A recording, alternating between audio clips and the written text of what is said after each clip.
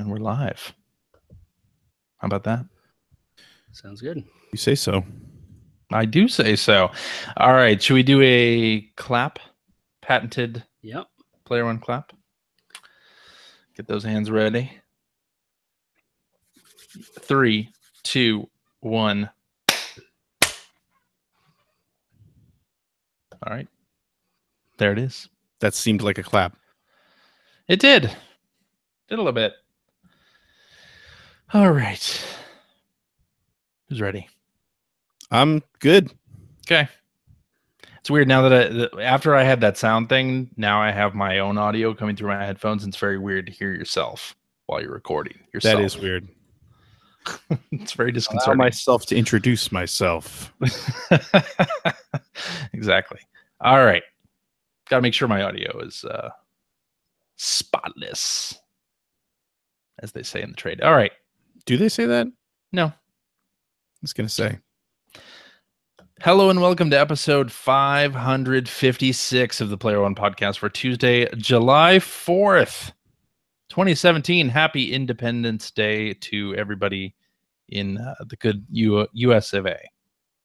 I'm your host, Chris Johnston. With me, as always, from our neighbors to the north who just celebrated Canada Day, Mr. Greg Stewart. Yes. Happy Canada Day to all my fellow Canadians, and happy America Day to all my American friends. There you go. That's what it's called, right? Basically, yes. Okay, good. Yeah. You're not wrong. And joining me from the great state of California, Mr. Ethan Einhorn. Hey, hey, hey! Oh, God, I already hate this. Sorry, Bill Cosby himself relived that famous line, and I could only do the same on the show. So you're welcome. You are welcome. I don't understand what's going on anymore. No. You don't? Okay, no. Well, then this must be told. You heard that as he was walking out of his court appearance, there were a bunch of paparazzi around, and he actually did that just as loudly as I did it to the paparazzi. Yes. It is worth looking up. It is unbelievable. No. And now I have just entertained and educated you. Yeah. Yeah. Are you still rocking the Guinness and Reese's and pizza? Oh, man. No. Not the family has returned, so I'm back to healthier choices, including instead of the Guinness, I have the orange Perrier. Ooh, nice. Yeah, fat-free chicken and salad now. So that's the thing, is it's all the balance. But when they were out, I had my Guinness with my Reese's Pieces. The combination's incredible, and pizza with everything on it. And so I did that while watching Friday the 13th Part 2. The next evening, I watched Friday the 13th Part 3 in 3D with the 3D glasses, while having some delicious fried chicken and yet more Guinness. It was a good way to celebrate my 48 hours of independent manhood. Nice. I've only seen Jason X and Freddy vs. Jason. Those are the only Jason Voorhees movies that I've seen. I've not seen any of the others. Oh, man. Well, I will tell you, you should watch the very one that I'm hoping during this 4th of July weekend to watch again myself, which is Friday the 13th, the final chapter. It's the 4th one. It is the best one, I think, by a million miles. It has Corey Feldman. It has Crispin Glover.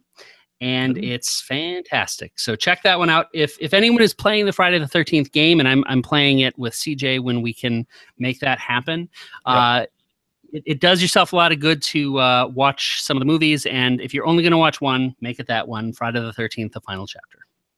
Which one is the one where he's got the bag head instead of...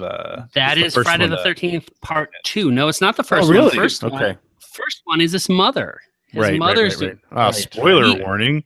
Oh, right. Sorry, 1981. I've never seen the movies, and I knew that. Yes. I've been spoiled. So Jason is only in 30 seconds of the first movie. He's a little boy in it. I actually did not. I watched all those movies except for the first one, and it was not until many years later that I knew that it was his mother in the first movie.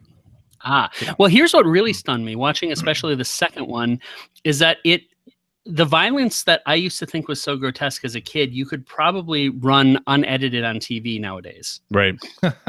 Yeah. How the times have changed. Yes.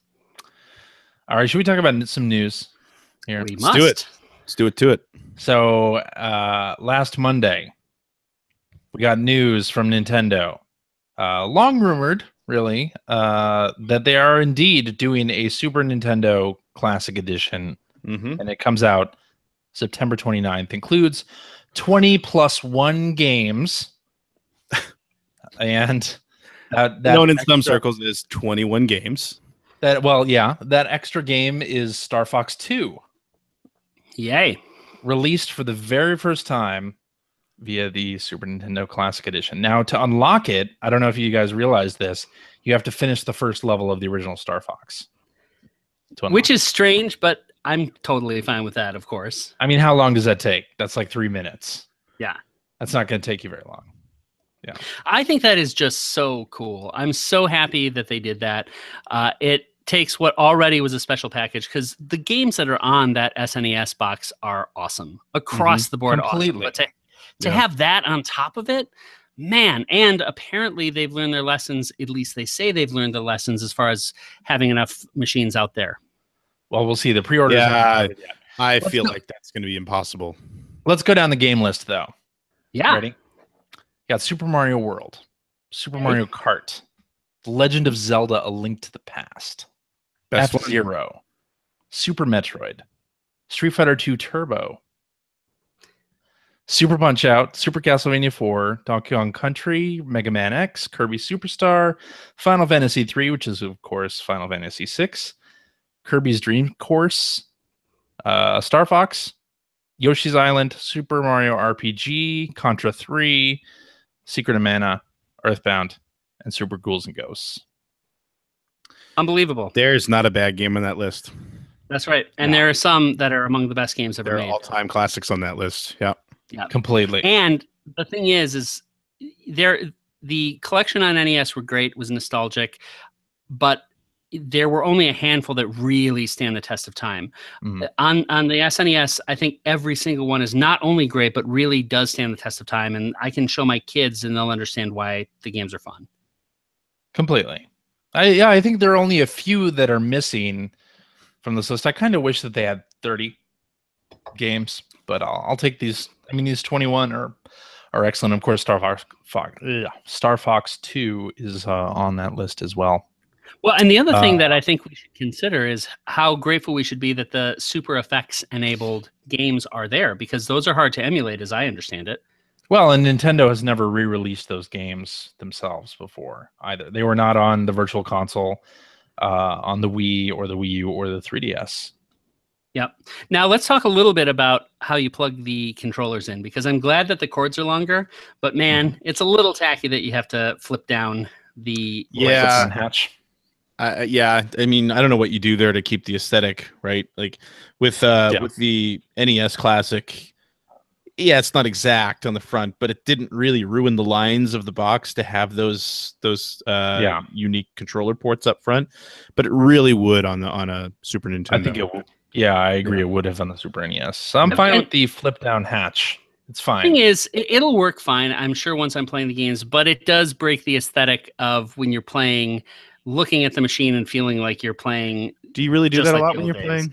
Well, I do, because of the fact that it's sitting right there on my computer desk, right in front of me, and actually pulled out because the cord is so short that I have to. You know, the thing that breaks the illusion even more is you're playing a Super Nintendo with no cartridge in it. Slot. Oh, sure. That's There's a really not good even point a door. So I'm fine with the hatch. Point. Hatch is fine. Yep. No cartridge.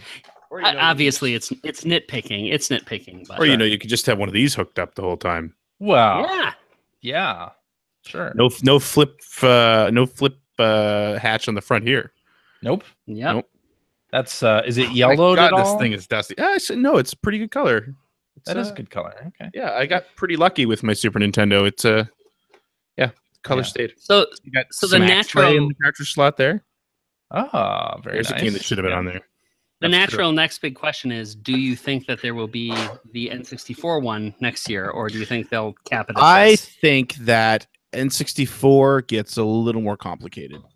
That's why I'm asking. Yeah. I think maybe, but I think with N64 you can probably wait a few years for that nostalgia to really kick in. You can. Also, though, I'm thinking in terms of complexity, even the controllers themselves, those become more complicated. And you add rumble, right? You probably would want to. Yeah, I think you probably wouldn't do it. But I think for me, the other thing is that I think you find it a lot more difficult to find a good chunk of N64 games that you want to get on there. That Super Nintendo list is incredible. The NES list was good. There were a few stinkers on there. But like N64, I think it's pretty hard to find even 20 what you would consider like all-time classic games. And on top of that, they are like first generation 3D games. They do not age well at all.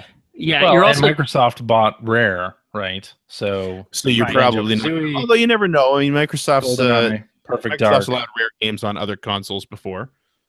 Yeah. Though there are licensing issues, and of course, GoldenEye is the big one. You couldn't have GoldenEye, right? Blast Core. Yeah. See, but that's the thing. You say Blast Core, and that doesn't seem like something that everyone's going to hear. Oh, yay! All right, Blast Core. Like, really? I think there is a segment of people who would. Yeah, maybe. Yeah. Well, some people speculate that the next one we'd see would be a Game Boy Classic. That would make more sense. I think that would definitely make more sense. You've got such a massive collection of games to choose from there, especially if you count the color stuff as well.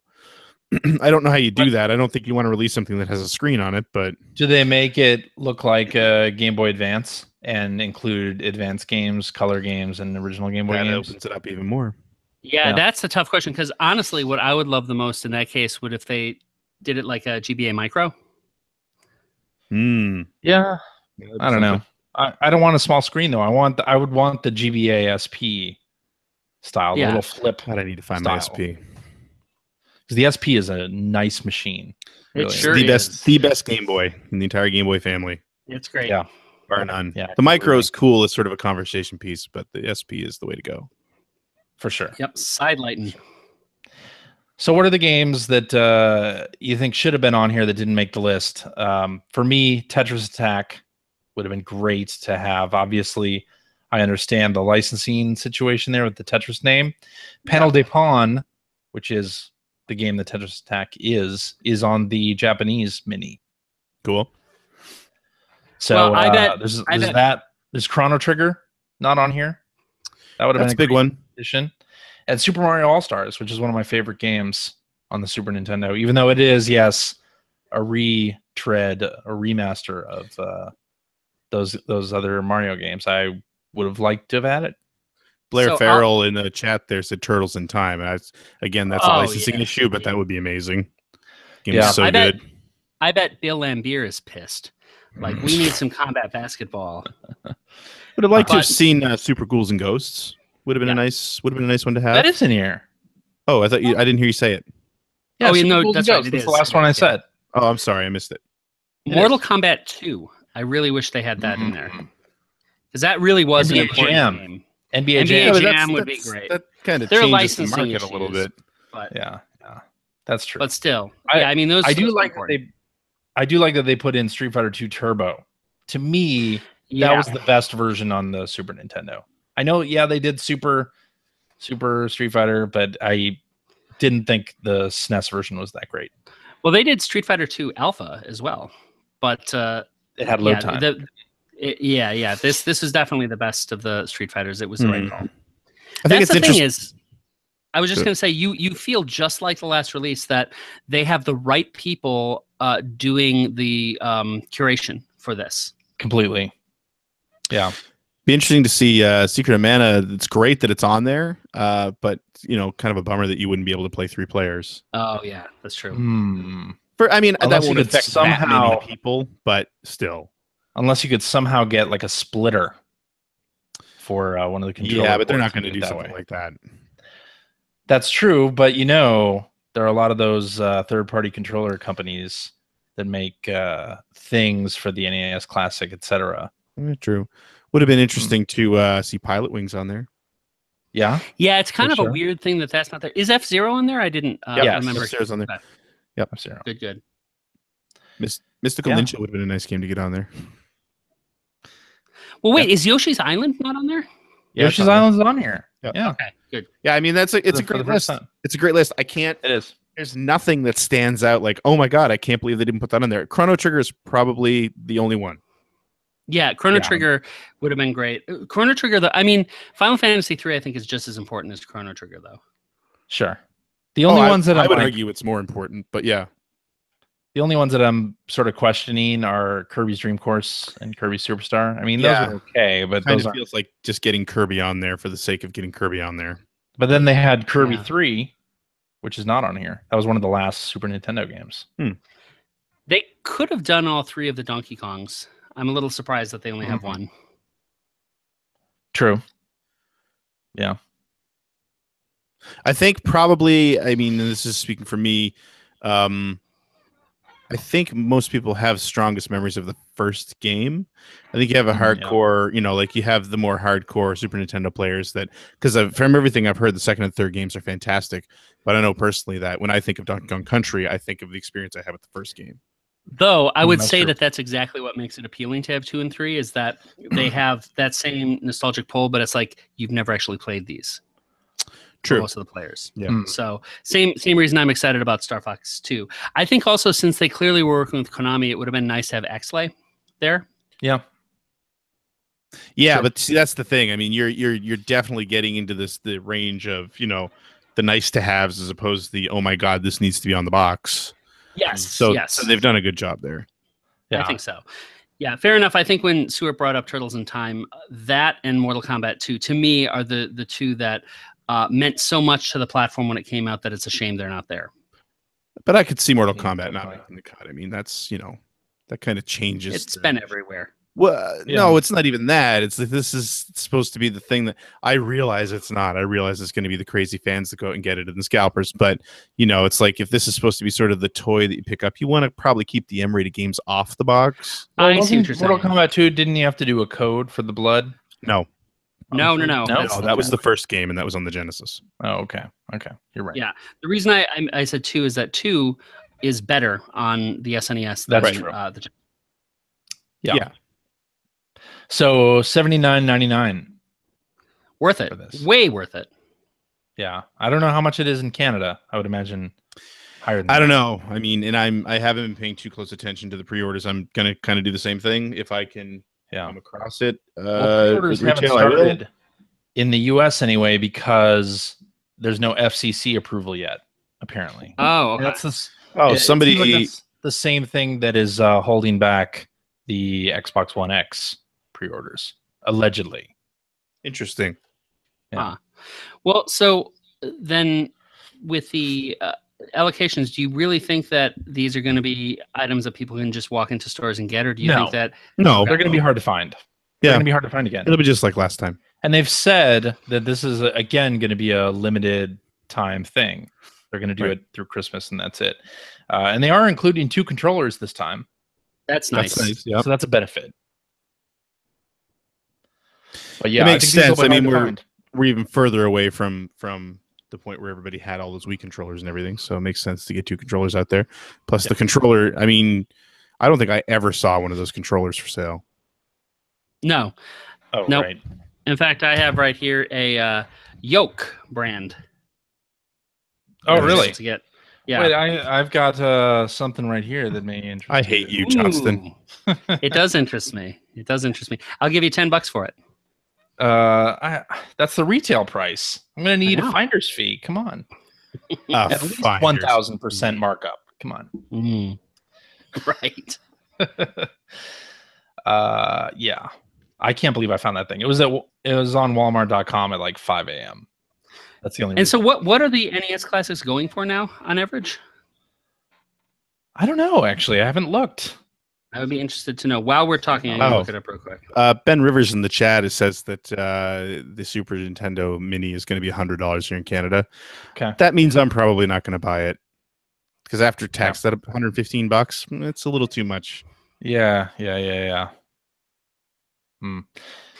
so yeah, Amazon pick up a Super Famicom Mini also. Yeah, I'd love to get one of those too, because the box design is just so much nicer. Oh, for sure. Super Famicom is such a pretty system. I'm one of the few people that actually likes the Super Nintendo, the North American design. I think it looks good. The only thing I like about the too. North American design that a lot of people don't seem to like is I actually prefer the color scheme. Yeah. I like the color scheme too. I was a big fan of that. But no, I mean this box is, I don't know.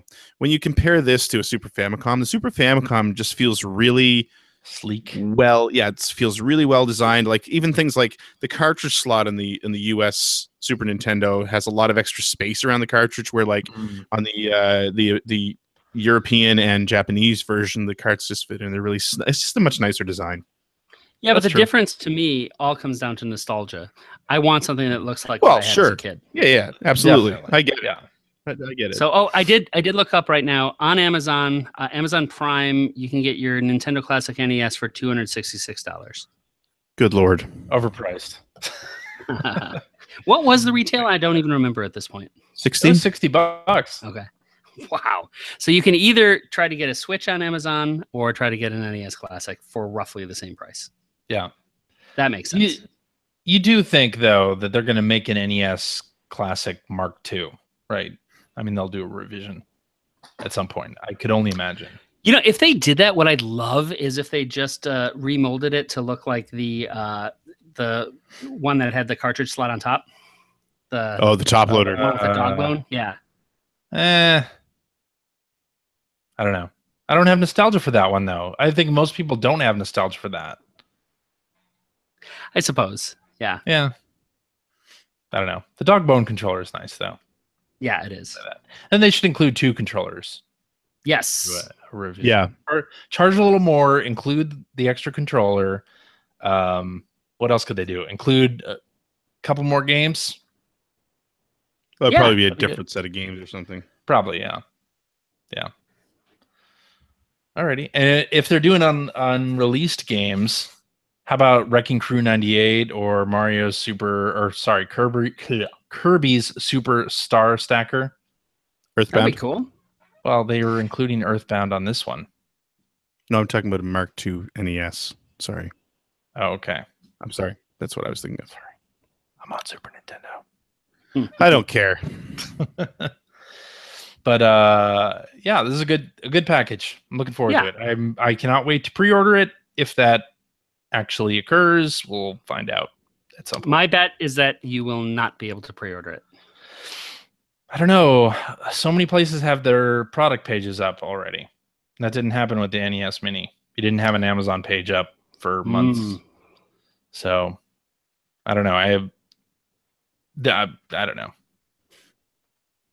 Okay. Alrighty. Let's talk about. I actually think that Nintendo announced this at a really good time. I mean, right after E3, when there was a lull in the news, right before July 4th weekend, when really nothing's happening, they got a lot of attention this week. Yeah. So it would have got a lot of attention no matter what. Yeah, it's true. To be honest, that's true.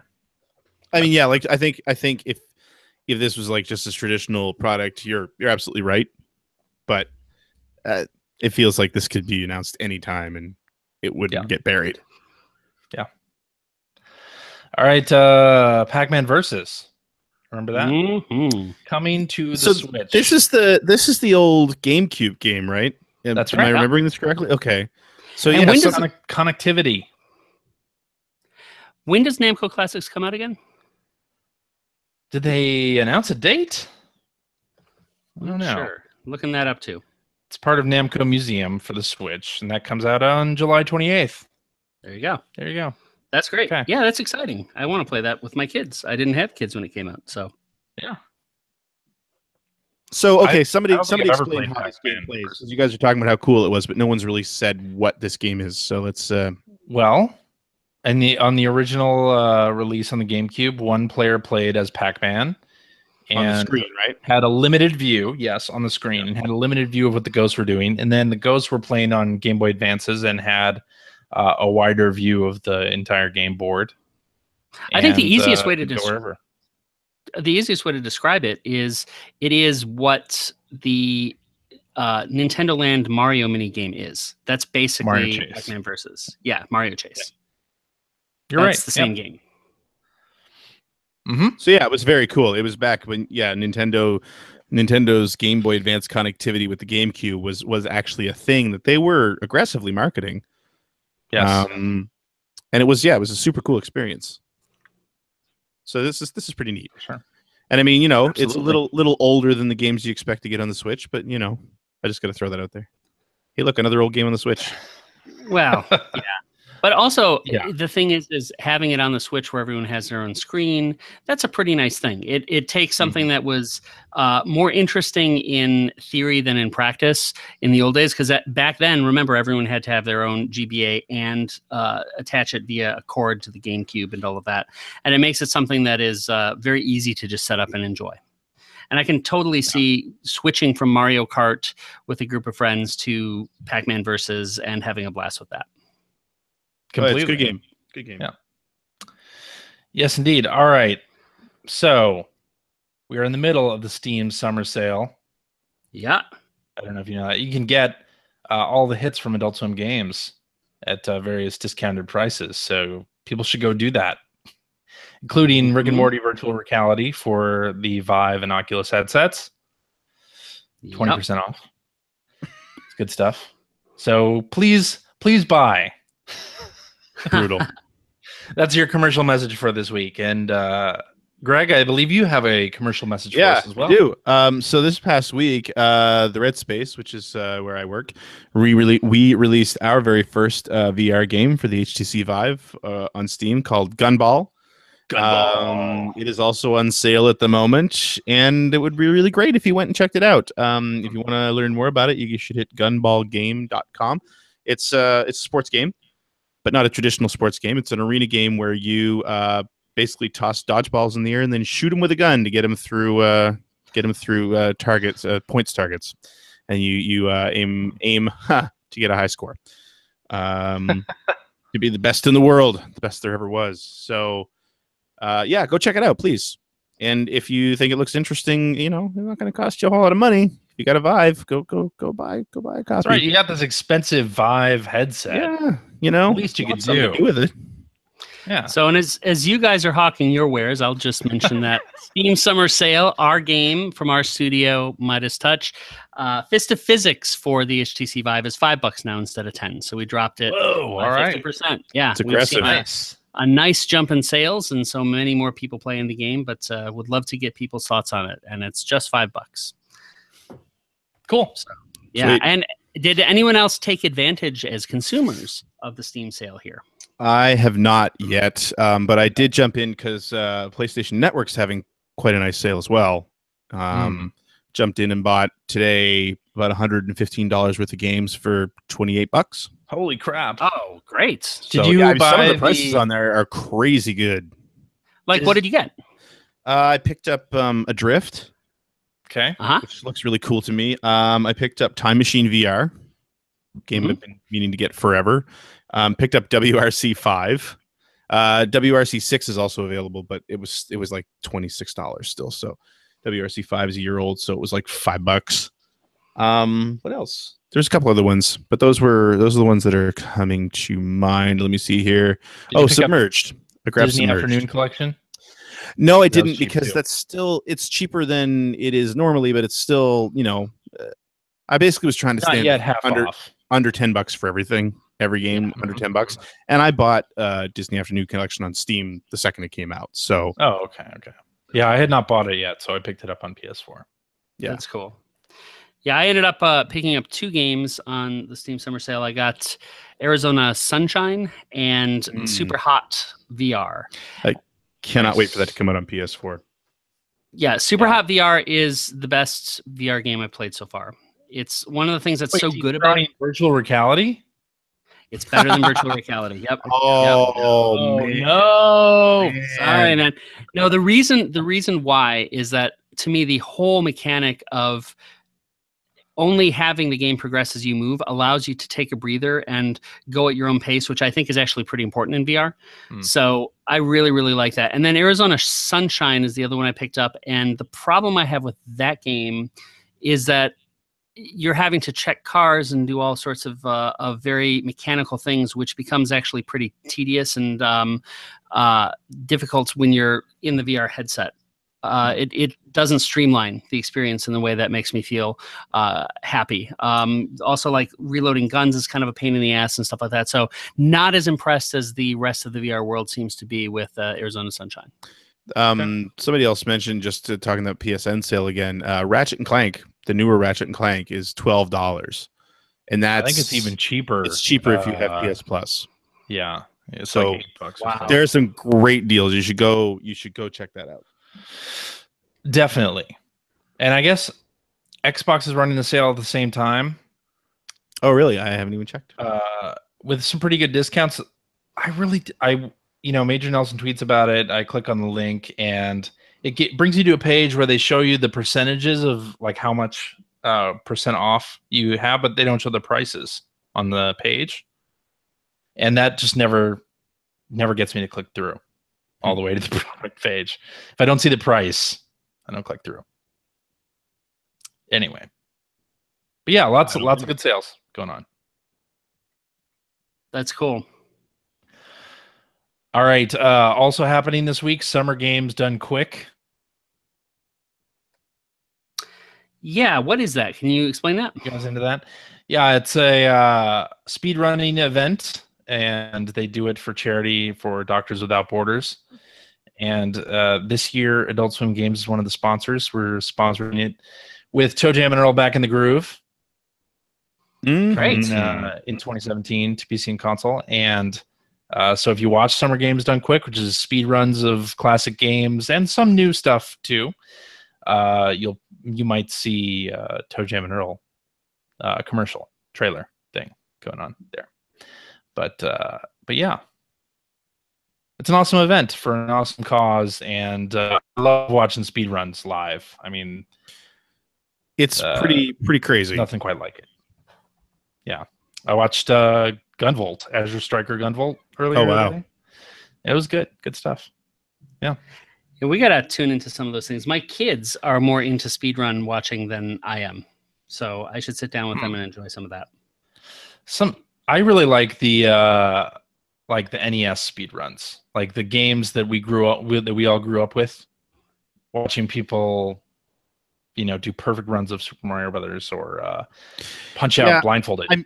I'm more a fan of seeing stuff like that done than like just before we came on here tonight, they were running Diddy Kong Racing, which was really cool. I mean, I really respect sort of the skill involved and the research involved in doing that stuff, but it was almost entirely based on glitching through the scenery and figuring out when the levels loaded in, like because that streams chunks of levels, so figuring out when those chunks would load and unload and that sort of thing.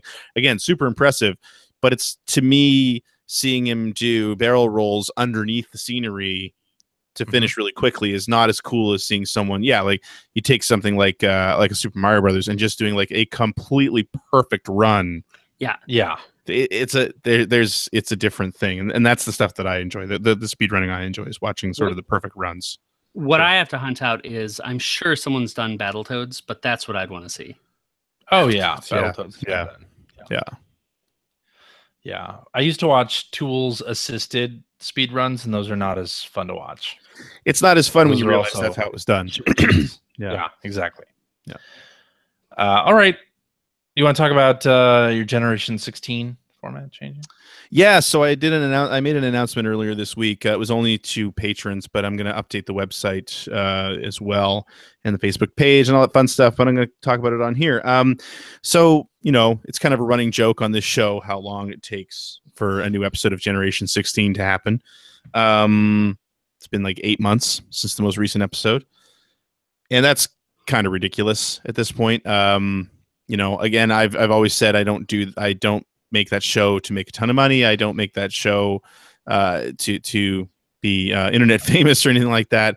But I mean, I do have a group of wonderfully generous patrons who wait way too long in between episodes. So starting now, I'm actually switching up the format. So instead of covering 5 games and events per episode, I'm going to be releasing single game and or event episodes from now on. So that changes the episode number from the next episode number from 19 to I think episode 115. Whoa! All right. So I'm in the process of basically I already had most of these ones done because I had broken them out into their own videos ages ago. So I'm just going through the process of making sure they're in the proper order, updating the thumbnails and all that fun stuff. And that means I also have 3 new episodes basically ready to go that'll need a minimum of editing. It'll be probably a little bit of a rough transition just because some segments are quite short. Some segments are much longer. I dare say that the segments will generally end up getting longer as time goes on. They have been anyway. And that also means for anyone who has backed me on Patreon or is thinking about backing me on Patreon, patreon.com/generation16. It used to be that a $5 backer would get an episode a week early. I've reduced that to $3, but I can't move people to that new tier. You have to go in and do it manually. So please go do that if you like. Of course, you want to keep your donation at $5 an episode. That would be great too.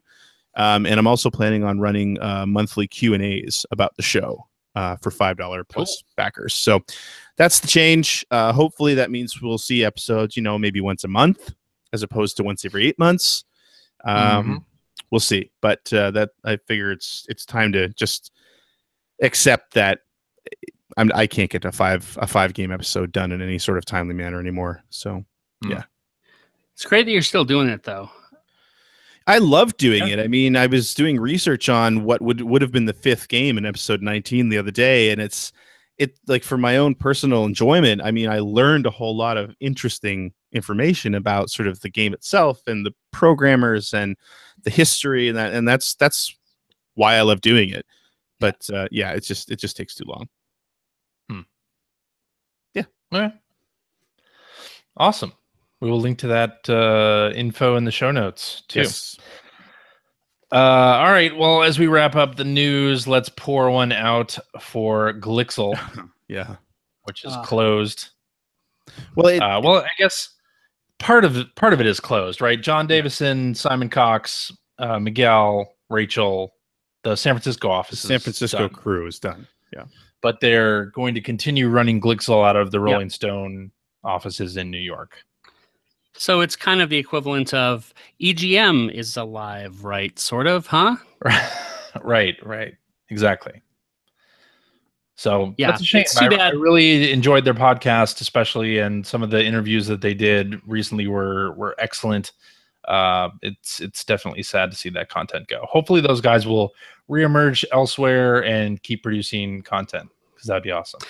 I had I'm sure they will. 3 websites every morning at coffee that I would check out, and Glixel was one of those. Would literally check in every single day, and I listened to every single podcast. I think that they were the best in the biz in terms of putting out really interesting editorial. I think that John Davison is the Steven Spielberg of games journalism. I really do, honestly. I think that he has the best sense of what's most interesting and how to package that. So I hope he goes on to continue to work on managing editorial teams, because no one is better at it. So I feel badly about that happening, especially that they had such a limited life. They were only a website for 7 months before it closed down. Yeah. Which is crazy, because I think about like even Game Now magazine got 27 issues. So we were all shocked at that. But I mean, truthfully, like, we were a much higher risk proposition, I would think, when we were making that magazine to chase the Game Pro audience, and we were not anywhere near the quality of something like Glixel, and we got 27 issues. So it's like, having something so good close so fast just seems insane to me. Like, why do you think it is that they didn't take off? Because again, I just think that they really did provide something that's fundamentally different than Kotaku or Polygon. Okay, what Simon and John have been posting about is not necessarily that they didn't take off. It's that, I mean, they were working as a satellite office on the opposite coast of Rolling Stone, right? Rolling Stone owns them, correct? Yeah. Rolling Stone is based in New York. and they were based in San Francisco. And what they've said, I mean, you know, there's probably the truth is not exactly the same, but what they've said is that Rolling Stone, basically it sounds like Rolling Stone's not interested in having a satellite office anymore. Right. I see. So the Glixel brand is not dying. It's that office is closing. Is my understanding. So, I mean, Glixel, from what they're saying, Glixel will still exist. It's just that it's not going to be that crew. Yeah. I based in New York. I do think though that in such a personality-driven marketplace now for media, it does become something different. It would be like some other magazine publisher out here in the West Coast starting to do Game Informer without Reiner and Andy Mack. It just wouldn't. It would not really be Game Informer, you know? Sure. Yeah, and I can't imagine they would continue the podcasts. I mean, maybe. Right. Well, anyway, how about we move on to what we have been playing? Sure. What do you think about that? All right, let's have Ethan go first. Yeah, sure. I'd be happy to. So I have been doing some VR, as I mentioned earlier in the show. But in addition to that, I picked up the new Crash Bandicoot. Is this Has anyone else bought it? Insane trilogy? It is insane. Yes. Have you tried it? No. Okay. I was never really a fan of the Crash Bandicoot games back in the day, so I really have no reason to get it. But I'm not one of those people that you know would say, "Oh, those games were never good." Oh, you mean like Phil would? Remastering this. Yeah. So he hasn't assembled his PC yet. He can't come on here and comment. Right. So it was interesting how I got it actually. For Father's Day, my son ended up getting me a fully paid off pre-order for the game. And so, you know, he's 7. And so part of the motivation was to get something Dad really wanted. Part of the motivation was to get something he really wanted. So he's a big fan of Crash. Yeah. Because he has the Skylanders Crash toys. So he's been playing as Crash in Imaginators. So we both ended up having a really good time with this game.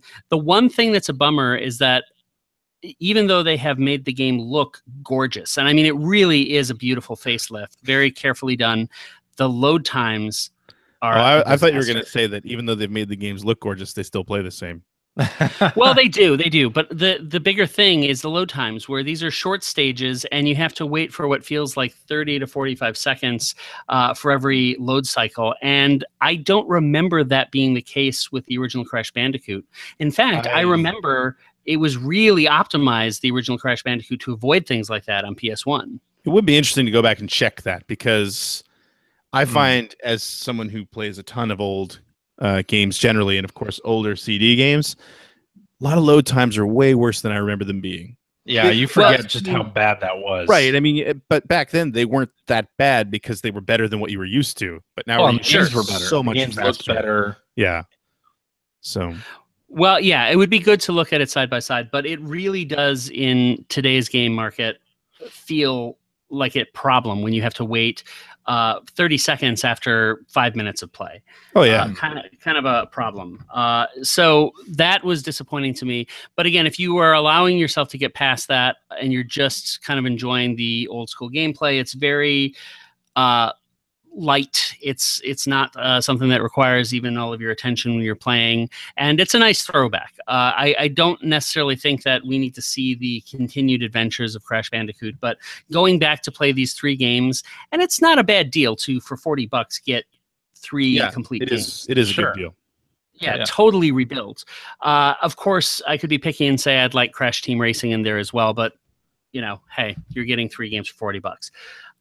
It's worthwhile if you're looking for nostalgia. And what's interesting is I read a news report on GameIndustry.biz that said that it was the biggest pre-order game of the summer for GameStop. So there's a lot of nostalgia driving this. Yeah. And they were really, really talking it up when I got into the store, and there was a line of people waiting to pick it up. Well, I mean, you think about that, like it makes sense, because the PlayStation 1 was a huge system. The people who were kids playing Crash Bandicoot back in the day, they're in their mid-20s now. Yep. Right? Yep. So they're the exact right audience. They have disposable income now, and yeah, for sure, tickling that nostalgia. Apparently, by the way, Hacker Alias Power Time Podcast says that Digital Foundry did a video review of Crash, and it has side-by-side load time videos comparisons. Oh, right on. So, and did they find... And they are longer. They are longer. Wow. Okay. Yeah. That's wild. Huh. So there you go. I feel vindicated. So in addition to Crash, anyone else download the DLC for Zelda? I did. Good. You, Stuart? God, no. Ah. I'm waiting for the actual new chapter. Story I will do it then. Okay. Here's the thing, though, is I really like the way they played this out, because in addition to all of the little things that they have, like the Korok mask and the extra costumes you can find, you can just go right into this new content, which is what, like 45 levels? Is that right, CJ? Yeah, the Trial of the Sword. Yeah. Yeah. And they strip away everything that you have, and you have to just see if you can get through all the levels. And if you can't, if you die, you have to start from the beginning. It's 45 Eventide Islands. Yeah, exactly. Yeah. And the thing is, though, is you do get to carry from stage to stage the weapons that you accumulate and the armor and all of that. Yeah. Eventide Island. Yeah. And Eventide Island was one of my favorite parts of the original content. And so this is just really, really fun to me. My daughter is actually a little further than I am. She's gotten to the 10th wave. I've gotten to about the 6th waves, but I just tried a couple times. Yeah, but, that's where I am as well. Yeah. 6. Okay. Yeah, I like the structure. I like being able to pick this up, give it another go. And it feels like its own discrete content. So it doesn't feel like I have to get emerged into the original storyline or anything. This is just something that's totally bespoke. It does carry over the number of hearts that you've had, which is cool. It carries over the stamina, but none of your weapons make any difference because, again, they just strip you of all of that. So yeah, I think that it's a really cool piece of content, and it's going to get me going for another several hours, I'm sure, of playing Zelda. But it sounds like it only adds on. It adds a stat to the Master Sword. It doesn't allow you to continue using the Master Sword forever, like Unbreakable. Which is fine. That's a balancing thing. Really, the prize to me is getting a chance to get through a bunch of new, carefully thought out content. That's true, and the stages are pretty well thought out. Even the ones that I've been through, and then the ones I watched on Nintendo's stream during E3 were good. So I do find the other content that they did, the mask and the different outfits and whatnot that they put those in as extra side quests, right? Yes. And I'm finding it harder to get back into that because I've already finished the game. So I feel like I'm back in this world and you've given me some new side quests, but the motivation is sort of already gone because I've finished the game. And I admit, going to the Trials of the Sword is what I did first. And I want to see if it gets me back into the game because I finished the game. I didn't even get all the memories. I just moved on to something else after about 85 hours of play. So I want to see if going into Trials of the Sword gets me more interested in just finishing some of those other things or maybe finding some more shrines, using the Korok mask. I don't know if it will or not. I don't know if it'll extend the playtime. I do know that this feels to me like an appetizer instead of a main course. And I think the main course is likely to be the next pack, the one about the champions. For sure. Yeah, I think so. For sure. Yeah, and I mean, I like the extra masks and stuff. That's fine, but I don't have as much motivation to go after that stuff. I do like the map feature, the Path of the Hero thing that you can turn on and see where you've been in the world. Yeah. That's very helpful. Though it does make me wonder, I'll tell you this much, this game, I would be very happy if next holiday they ended up just releasing, say, a $40 pack that was actually another 30 to 60 hour long campaign. I'd be totally up for that. I wonder if they're going to extend beyond the current 2 DLC pack or if that's going to be it. Yeah, I don't know. Because this, think about like do more Mario Kart content, even though they seem to be done with that. That's the thing. That would be absolutely perfect for it as well. But I'm just thinking with something like Zelda, because we saw like Ocarina of Time and Majora's Mask, it seems like it makes sense to them to expand the same code base. And I could easily see that, yes, just like every other generation, we only get one new Zelda game, but we do get throughout the course of the years that Switch is on the market, new content on a regular basis. That would be awesome. I agree. Yep. So we'll see. But I played that, enjoyed that. And then the last one I'm going to mention is a $10 game that is on the Nintendo eShop called Goner. I almost didn't pick it up because I was doing some research on it, and I went to their Twitter page, and Twitter page is a picture of a dude flipping people off. So it's like, that's not really something that appeals. But glad I checked the reviews and downloaded it anyway, because it's kind of a mix between Downwell and Binding of Isaac. So it's very, very much an indie game. It's kind of a roguelike, but it has a really cool color scheme. It looks really nice on the small screen, and it's pretty dang tough. It's not as tough as Tumbleseed, pardon me. Yep. So points for that. But it's kind of just right if you're looking for a good challenge in an indie game that feels different than what you usually get from the bigger publishers. So I'd recommend it. Also, last thing is, and I haven't tried it yet, but just as a public service announcement, Lego City Undercover apparently has a patch that makes the frame rate good now for handheld play. So it was like 20 frames a second at times originally, and you really could see the difference between playing docked and undocked. Apparently this solves that. So I'm looking very forward to finally going back and playing it and getting the full experience. Nice. Yep. And that's me. I'm looking forward to that patch to Tumbleseed that makes it easier. I don't know if you read the blog post from the developers. They pushed it out to Steam already, but they haven't done it on console yet. I was one of those people who bought the game. I really like the aesthetic. I like the gameplay, but I thought it was way too hard. Yeah. And I put it down way sooner than I would have wanted to. So and I'm gonna misquote this, but the article that I read, they said something like 0.2% of their audience finished the game. Right. Good Lord. Right. All right. And it was some really low percentage that even made it past the first area. Right. So yeah. All right. That's Greg, nice. you want to talk about your games here? Yes. So I've been mentioned this before, but I've been streaming over on my Twitch channel 2 nights a week for the last few weeks. It's been going really well. Actually got affiliate status, so I have a subscriber button now. That's pretty cool. Cool. Congrats. And hey, if you have an Amazon Prime account, you actually have a free Twitch subscription, monthly Twitch subscription that you can use to support your favorite streamers. So yeah, do that if you want.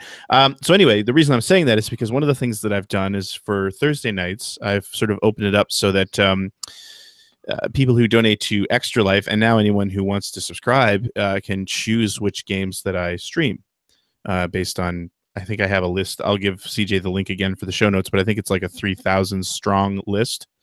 All right. Maybe 2,000 game strong list, which is really depressing when I say it out loud.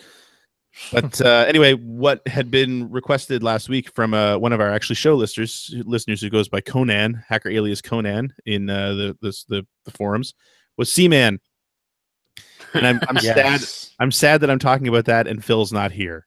I was going to say the same thing. You got Seaman all over your stream. Seaman all over the stream. Seaman. Yep. Seaman all over the stream. So, of course, Seaman is the virtual life simulator from Vivarium that came out in what, 2001? 2000? Somewhere in there. Maybe. Narrated by Leonard Nimoy. That's pretty cool. Yes. But yeah, it was pretty neat to sort of fire that up because you're basically just interacting with a creature in an aquarium, a fish with a human face. And it's all done through voice commands. You have a little microphone that you attach to the top of your Dreamcast controller. And yeah, it was really neat because there are people. I think I still have mine. Yeah, and I love doing this on Thursday nights because generally there are games that not everyone in the chat has seen before. Yep. They might know about it. Yeah, they might know about it, but they've never actually seen them played. So yeah, and it's fun in a weird way. I want to let you know, Ethan, that I let the channel name my Seaman, and they all voted to name it Ethan. Like, it was a unanimous vote. Wow. I don't know if I should be flattered or insulted. That's great, though. Amazing. So, yeah. So that happened. It was fun. It was a good time. Well, so Greg, I really want to buy that copy that you have off you. So gonna be in Canada in the next couple months. Can you hold my Seaman for me until I can get there and pick it up? I'll keep it refrigerated so it doesn't go bad. Nice. Sorry, I'm just answering somebody making a very generous offer in the channel here about some keys for Extra Life. Other than that, I didn't really play anything new this week, but I did jump on and try out. If you go onto the PlayStation Store right now, there is a Spider-Man Homecoming VR experience that you can download for free. Okay. So I did that. What is it? Is it a game or an experience? It's actually more like a game. You played Batman on PlayStation VR, right, Ethan? Well, actually, it's on. I think it's on everything now. Yeah, it started on a PlayStation VR. It's very much that, except you're Spider-Man now. Okay. Is it free or is it? Yeah, it's free. Okay. So it basically starts out. You're on. I'm assuming Peter Parker's rooftop, and you open up a case, and there's your Spider-Man outfit, and you grab the mask and you put it on, and now your hands are Spidey's hands, and you have and it's all done with Move controllers. And basically all it is switching the different types of web you're shooting. So like you can shoot web so that you can grapple something and pull it, or you can just do rapid fire web shots or web grenades. Okay. And then you basically it's a shooting gallery. It opens up as a shooting gallery, and then you have a bit of a something explodes in the distance, so you thwip your way up to a crane overhead, and you see what's going on, and you have a little shooting gallery section there, and you keep the crane from falling on people below and that sort of thing. It's over pretty fast. It's like less than 10 minutes long. Okay. But it's cool. I'd love to actually see them try to do a full, like I say, level of maybe Batman, the Batman VR. Sure. I'd love to see a full game be made. It'd be pretty cool. Yeah, of course, you know that the financials don't work at all for that, because you could only charge like Batman $20, and you'd have to have production values that make it impossible to recoup. Batman was $40. No, it was 20. It was $20. Batman was $20. Really? Yep, it was always $20. It was like one of 2 hours long, the most worth owning games that came out early on. One of them, and it was one of the cheapest. Okay, so. But I'll check out Spider-Man for sure. Anybody who has a PlayStation VR should try it out. I need to charge my PlayStation Move controllers, because actually, when I've been using PSVR, I almost haven't used those at all. I literally haven't used the Move controllers since probably the first week I've owned it. Because you didn't use Resident Evil or Farpoint. Yeah, see, when I had the Move controllers. I had one Move controller, but when I got Batman, obviously I needed two, and I didn't have a cradle either, but I just went on a local auction site, basically, or like a buy and sell site, and somebody was selling a cradle with two controllers for like $20. Mm-hmm. So that's what I ended up getting, and now I always have two controllers that are charged. Nice. Yeah. So I'll check it out. I would love to see them. Yeah, you're right. I mean, the financials don't work. They don't work. That's absolutely true. But it's cool to sort of get a taste of that, because I still think that Batman was done incredibly well. Sure. And I'd love to see them do a little bit more with that. But yeah, who knows? We'll see. Still, hey, if they can get 5 times the number of headsets out worldwide and people are buying content, it works then. Be curious to see. My big question is going to be if and when they do move on to another PlayStation, will the PlayStation VR headset still be compatible? God, I hope so. Yeah, that's a really good question. So too. That's it for me. Alrighty. Well, I played some Breath of the Wild DLC. We played some Friday the 13th last week. Me and Ethan. And that was a lot of fun. I was able to play as Jason for the first time, and I only got 1 kill, and that was CJ. So I don't know if he was being generous, worth it, giving me the opportunity to feel successful or not. But I was able to take him down. I was not letting you win. No. Okay. Well, he in turn killed me as Jason. I did. Yes. Yeah, he was terrifying as Jason. He was ruthless in his efficiency, and then it was just like drop the mic once he was done. That's CJ, ruthless efficiency. That's right. Yeah, pretty much. The game's still fun. It's got connectivity problems, of course, and there are glitches in the game now that people are exploiting. Like, you can back up through the scenery and get on the roof of one of the houses in one of the levels, or actually like get trapped in the stairwell where Jason can't kill you.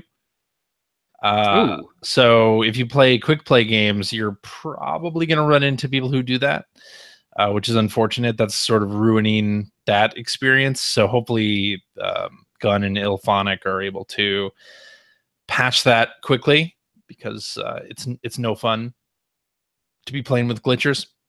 Yeah. And really, there's not all that much benefit for people to do that anyway. So that never stops. Weird. It never stops them. Yeah. But disappointing to see for sure. But I'm still enjoying playing with folks from the Player One community and some of the people on GAF.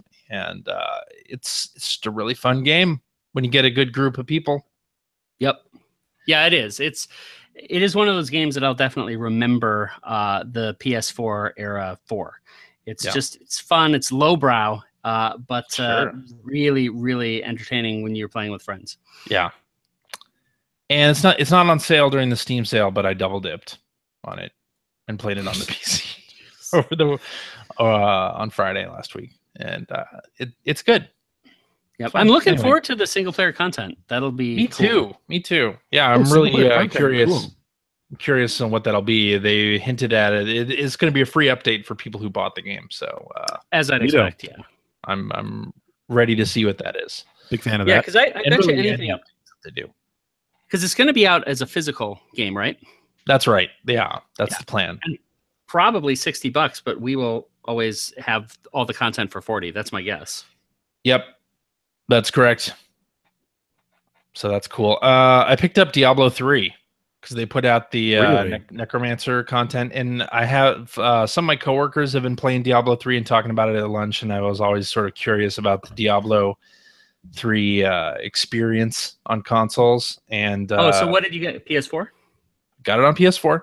They have a sale going. It's probably still going on now. It's like $35 for the Diablo 3 plus the expansion. So I thought it's a really good version of it. Yeah. So I've been playing that a little bit. It's fun. Still at the beginning of it, but I never traded that in because that's one of the few games I bought digitally. So if I ever see you online playing it, I might ping you on that. Of course. Yes. Yeah. And I played a little more Yakuza 0 as well. That game's really fun. That game's really fun. Yeah, it's good. I need to play more of that. I want to play more of that because it is always a good time when I load it up. So, but that's it. We should do some tweets. That's pretty good.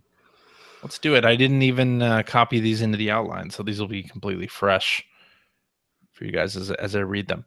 All right. Let's do this one from Hacker Alias Mamarath, who says the iPhone is 10 years old. Do you have any nostalgia for mobile games of your Racer Feud with P1P comes to mind for me? I don't remember that. Racer Feud, yeah, it's based on that board game. Oh, okay. Formula D. I do remember playing that a lot, and I loved playing that game with you folk.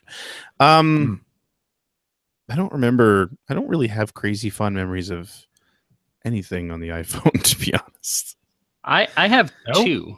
I have two. I can think of one now, but yeah. No, go ahead. I didn't mean to cut in. Go ahead, Greg. Sorry. So I'm trying to remember the name of it, but there's that great like office simulator that was where you were running a game studio. Oh yeah, Game Dev Story. That's a great Game Dev Story. And then there were spin-offs of that, and one of them was like a racing. You built and ran a racing team. I had a really good time with that. Kairosoft. That's probably one of the only, probably like the handful of iOS games that I've actually played through. So yeah, I would say, of course, yeah, as CJ was going to say, I have very fond memories of the first Super Monkey Ball because I was the producer on that, and that's how I was able to meet Steve Jobs. And I got to hear him say to me, this is going to be the biggest game at the launch of the App Store, which it was. So that is still kind of one of those professional moments that I will never be able to forget. And then the release of Rolando and the original NG Moco. Their plan at the time was to basically give you the Nintendo experience on iPhone, and Rolando was beautiful, fun, one of my favorite games of the year on any platform, and was the direction I had hoped that the mobile market would take. So the other two greats, I would say, is Leo's Fortune, which is wonderful, and Lara Croft Go. Oh yeah, Lara Croft Go game was great. Yeah, those games are I think the best of the best, and are definitely worth playing. And those show what the market could have been. Well, you didn't like the original Angry Birds? Come on. It was fine. It was fine. I think that was a good game. It was definitely a good game. I spent quite a few hours in it. I almost ended up working at Chilingo when they were doing Angry Birds. In fact, I was out scouting for locations for their U.S. office.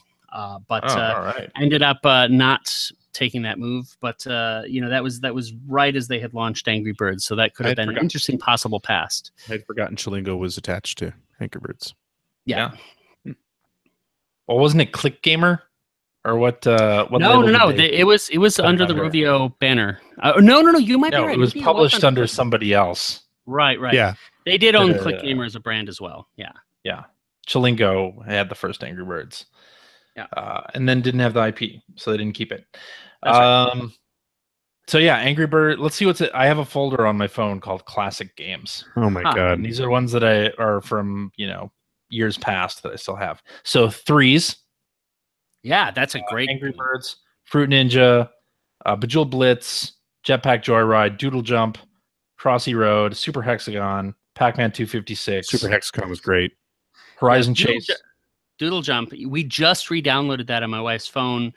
We paid the $1 because my son wanted to play a game, so we just went to the paid section, and that's actually still in the top charts. Sure. Yeah. Horizon Chase, Leo's Fortune, Lara Croft Go, Tiny Wings. What else do I have? Super Stickman Golf is always a classic. Yeah. Ridiculous Fishing is great. Flappy Bird. I mean, come on. Yeah, a lot of good games on iPhone, and of course, who could forget Amateur Surgeon, Robot Unicorn Attack, 5 minutes. Robot Unicorn, legitimately Robot Unicorn Attack. Yes, fond memories of that, and of the second one as well. Monsters at My Condo, and of course, Home. Let's not forget Home. What's that? Oh yeah, Ben Rivers reminding us of Home. Indeed. Home. DJ forgot it. I don't have it on my iPhone. I have it on my PlayStation. I think actually so do I. I think I have it on the Vita. Yeah. So I don't have it on my iPhone, sorry. 10 years ago I was standing outside of an AT&T store in Southern California because I was there for Anime Expo at the time, and took the afternoon off and went to an AT&T store instead, and didn't walk away with a phone. Didn't get a phone on day one. Wow. So yeah. I can remember picking it up. I was with Phil when I picked it up. It was an impulse thing. It was really expensive at the time. It was like $600 or $700. Oh yeah. And we were fresh out of seeing Live Free or Die Hard. We had gone to see that, and we went over to the Apple store. And Phil, as I was buying it, he was like, so you could put money into your kid's college account, but you're going to buy this, that right? Sounds like that's something a good Phil call. would say. That's a good idea. Yeah. That was his line. Sure. And now he owns an iPhone. Right. So. No games when the iPhone came out. Remember, there was no App Store. No App Store for the first year. Right. Came out with the launch of 3G. I did not. I did not get a smartphone of any. Well, I had a BlackBerry. I did not get an iPhone until the iPhone 3. The 3GS. Yes. Or the 3GS. Okay. Yep. And I didn't. I think you guys are nuts. I didn't pay for it. I just got it as part of a cell phone subscription. Oh yeah, once they were doing subsidies. Yeah, that helped a lot, for sure. Yeah. All right. Man, the Google Doc is cutting off some of these, so I gotta go to the other. Gotta go straight to the source. Gotta go straight. Yeah. Do you guys see anything that you like here? While I'm waiting I'm for not that. looking. Let's do this one from hacker alias Intersect, who says, will Ethan still buy Battlefront 2 even though it has loot boxes? Nope. Will not. We'll only buy games without loot boxes because there's so many great games out there that we can afford as consumers to be discriminating. So I will buy the games that don't have that. Actually, I love the way ARMS handles it because you have loot crates in that game, but none of it is paper pull. So they have that little skill game that you play once you've gotten enough tokens. So you have all the fun of loot crates without the exploitation of whales. You get to spend your virtual currency. Yeah, and not real currency. Yeah. See, I don't want to get into a thing here, but there's where I feel like your argument kind of falls apart a little bit because still teaching it doesn't at all. But still teaching the exact same behaviors. Sure. Exact same. No, I feel like it's fundamentally different when it's unlimited spend. But again, we promised the listeners that we wouldn't get into all of that. But no, I won't buy it.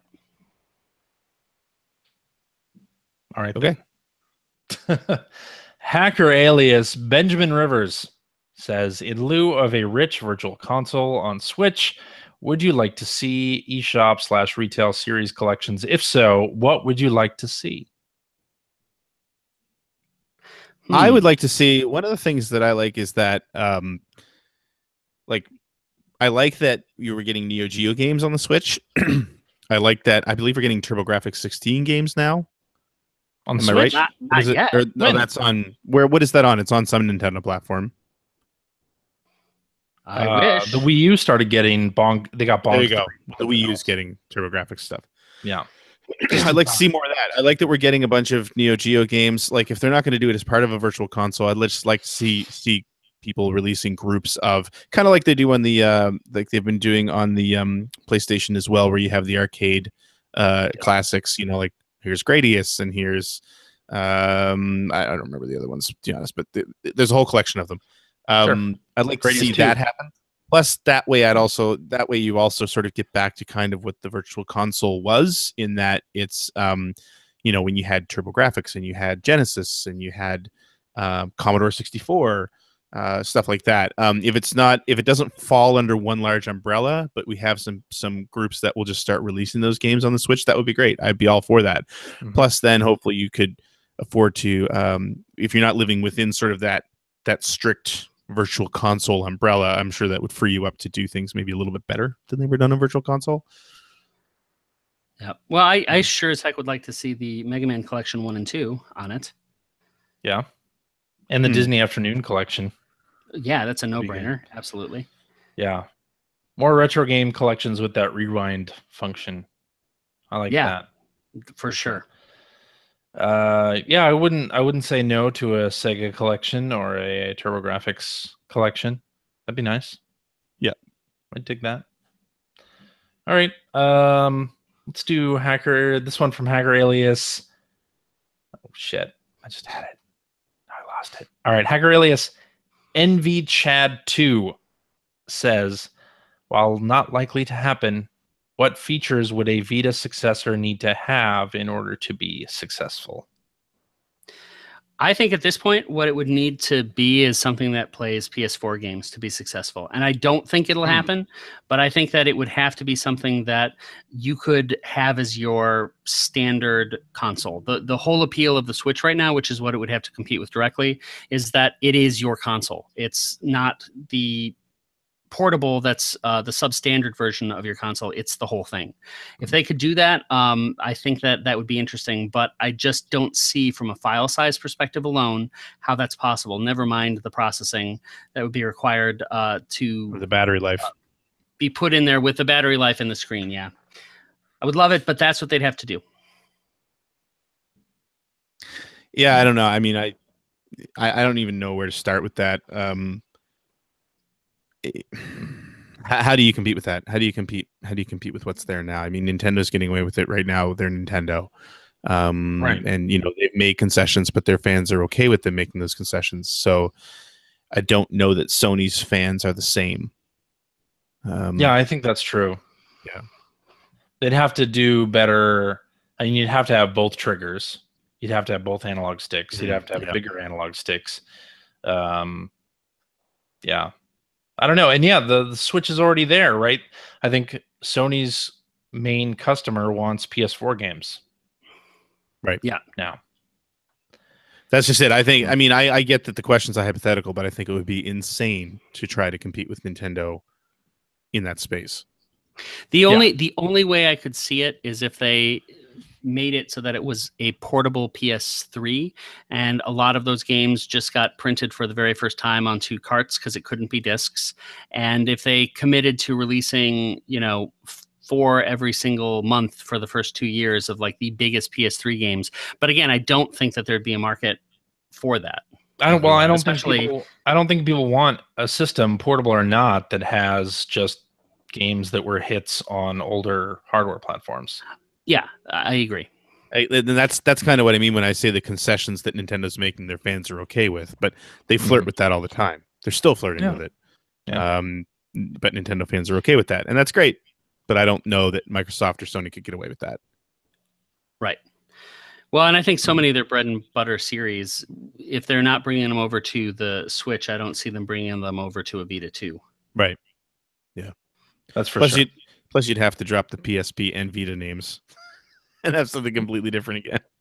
Yeah. You could probably call it portable or PlayStation Portable. You could probably call it maybe. I don't know. All right. Hacker alias Von Groots says, how much of people's love for the SNES is solely based on nostalgia? I never had one growing up, and I can't see the appeal of its games. Ooh. Speaking as a diehard Genesis fan, I gotta disagree with that. I totally see the appeal of the Super Nintendo's games. Yeah, there were some amazing games on that console. That's the thing, and I was the producer on Sonic's Ultimate Genesis Collection, which was 50 Genesis games, and I gotta say, the Super Nintendo library, if you're gonna pick 20 games on Genesis versus 20 games on Super Nintendo, Nintendo has the edge. And I also think that those games, the Nintendo games from the Super Nintendo era, really do age beautifully. So they age better than the N64 or PlayStation or Saturn games. Well, they age better than early 3D games. Exactly. So these are games that are good now, that are good today. You play Super Mario World, Super Metroid, and especially A Link to the Past, and you're playing games that are great now. They don't feel dated. They don't feel like something that is really just a throwback to an earlier age. You're going to have a blast. And so I think there are going to be a lot of people who are going to be very happy who've never played Super Nintendo games before. The other thing that you get from that era, I mean, you're kind of in the zone in a way because you're in an era where Capcom was at its height. I feel creatively, you're same with Konami, same with Square, same with NX, although we didn't really get to see it here too much until much later. Nintendo, that was definitely one of Nintendo's best time. I mean, they did great stuff on the NES as well, but oh my God, the stuff they produced on the Super Nintendo was just at a whole other level. It's kind of reminds me like they've come back around to that. I feel now with the Wii U and the Switch. I find Nintendo is, again, it's a different type of Nintendo in a way as far as game design goes, but the quality of what they're producing reminds me of how like back then almost everything Nintendo of Japan especially produced, like my God, it was amazing. It was just amazing. So I mean, you're hitting a real sweet spot there as far as the history of video games, because a lot of the huge AAA publishers and developers, they eventually moved over to the Genesis for the most part as well, but they had refined their craft at that point, where they were churning out masterpieces in the early 90s, and that was before 3D hit, and they all had to go back and relearn everything. Right. So I mean, you're hitting the peak on a lot of those big publishers, and that's one of the reasons I love the 16-bit era in general. It's because it's just masterful games. Yeah. Oh, and you make such a great point when like that difference between 16-bit and 32-bit, going from 2D to 3D, you basically saw the full shift of the market into something that is fundamentally different. And so this was at the very peak of people's skills making 2D games that stand the test of time. Yeah, totally agree. Yep. Related to that kind of, or at least the SNES Classic, Hacker alias Carlito's Way 1999 says, should Nintendo raise the SNES Classic price so that the profit assures they will continue to produce and sell them? Hashtag I'll pay more. Nope. I don't think it would work. No. Nope. They want this as a limited item, yeah. right? They don't want these to be sitting on store shelves after Christmas. They want that to be the Switch and the 3DS. They don't want that to be this product. Right? Absolutely. I mean, it'd be nice if you could raise the price to get rid of scalpers, but I don't think that's going to happen either. Like the demand will be there. You'd have to raise the price to such a ridiculously high level. Yeah. I mean, you're just talking about like the NES Classic right now is, what did we say it's selling for? It's like $260. $260 for $60. So that's a $200 markup. And clearly they're not pricing it there to make sure people don't buy it. I mean, people will buy it at that price. So could you imagine what Nintendo would have to? Well, yeah, but most likely people will buy it at that price. Can you imagine the price Nintendo would have to put on something like that to scare off scalpers? Yeah, it would have to be insane. Right? Yeah.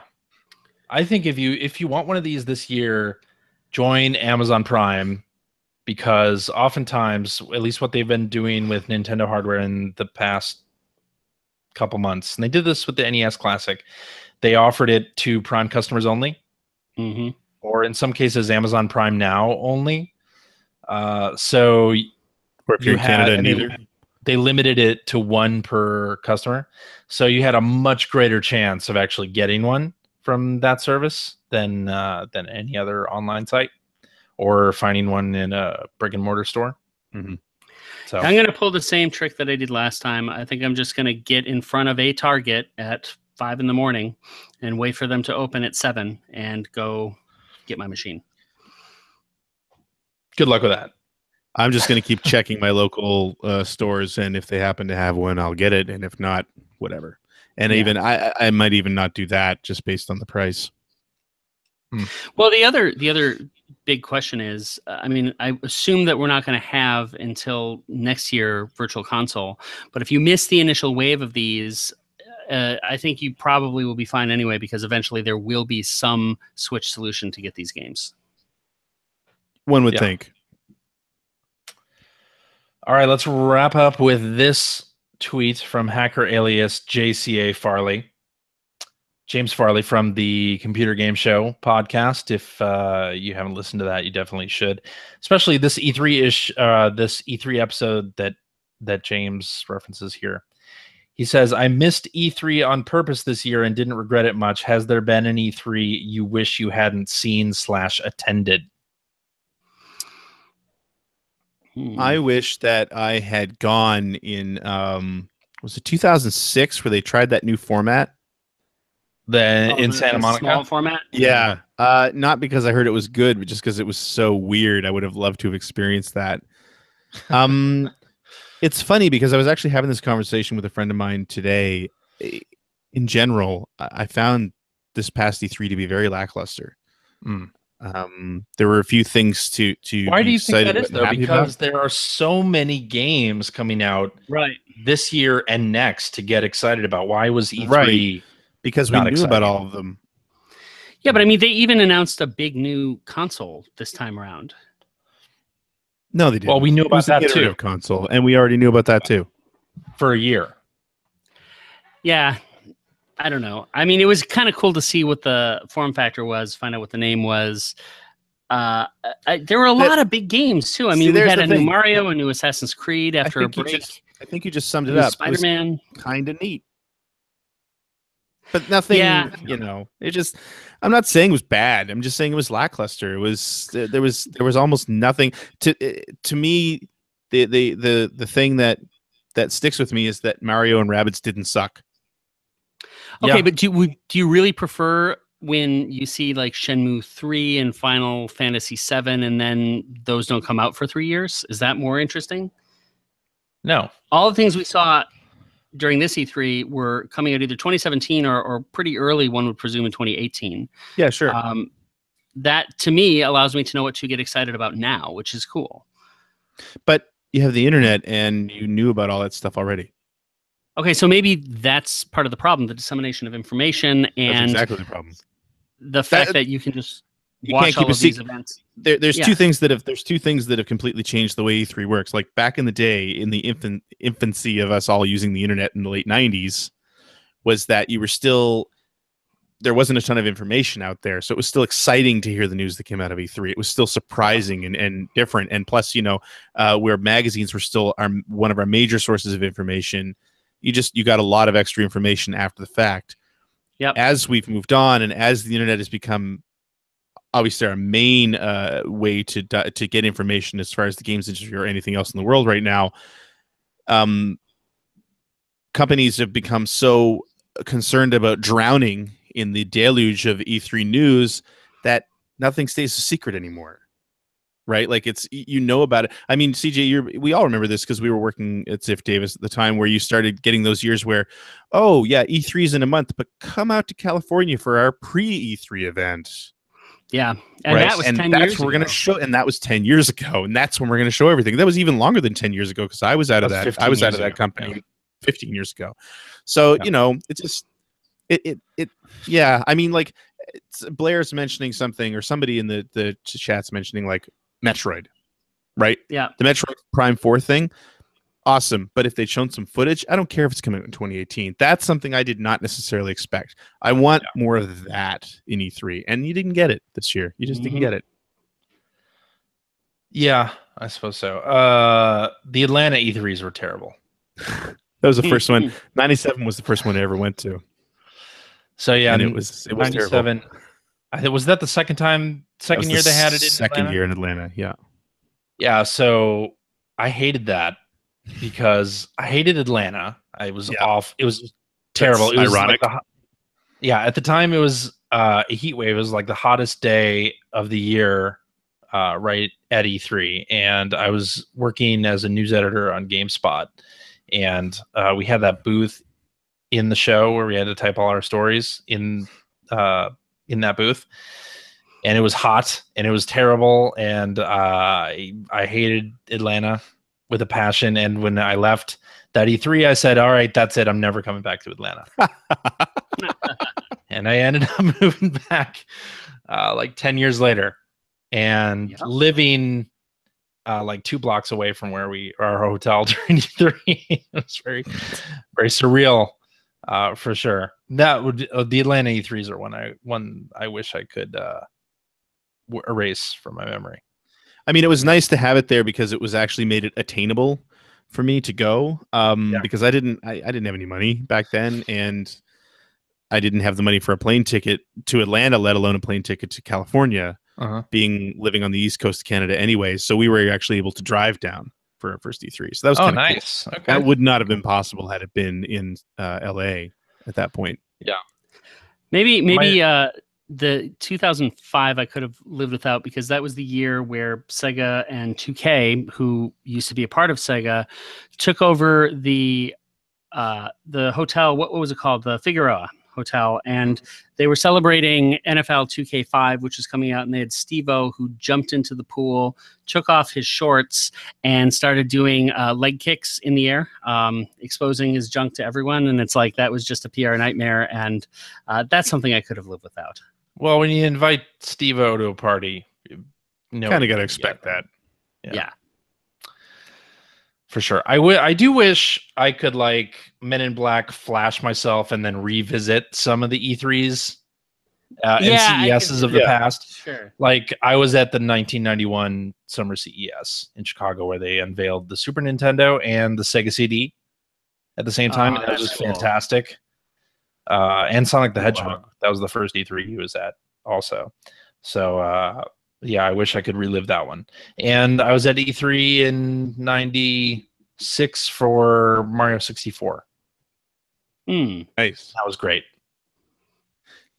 Yeah, that's the thing. I think, like you, Ethan, you mentioned like a new console launch, but see, the difference is like I think back to previous console launches where like N64 is an example, learning what that controller looked like for the first time. Yeah, that was exciting, right? Like that's huge. Knowing that I'm getting an iterative console on something I've owned for 5 years.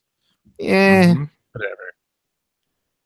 Yeah, I get it. And by the way, if people do not listen to the Computer Game Show, you definitely should check out that E3 episode because they do a really interesting thing. They have one host of the podcast completely miss E3 this year. It was James, and like not pay attention to any of the news. And then on the show, they tell him what happened and get his. Oh, that's cool. I like that. Really funny stuff. Also, they pepper in some fake stuff in there too to get the reaction. It's super funny, and I'll link to that in the show notes too, so that people can listen. But I think that is a show. All right. It sounds like a show. That's it. Alrighty, and that is our show for this week. Thank you very much for listening. If you have a question for us or would like to comment on something you heard, you can direct that to @P1 Podcast on the Twitters, or you can go to our website at player1podcast.com. There you'll find our contact information. You'll find blog entries about Sega CD stuff from Mr. Greg Seward. I have the next one half written. Yes, indeed. You'll find Generation 16 episodes too. The new episode will be coming out within weeks. Excellent. You'll find information about Scoopfest 17. Don't forget about that. We're going to be in Las Vegas, Nevada, the weekend of September 23rd, recording a live episode of the Player One podcast in front of an audience, which is going to be awesome. Terrifying, and with a bunch of other comedy podcasters who are going to do a much better job than we are at making people laugh. So you'll definitely want to check that out. What's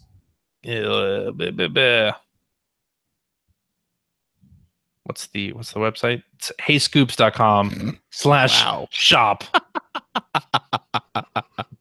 I forgot momentarily. It's because I have to listen to my own voice while I'm speaking in the microphone. Okay. What else?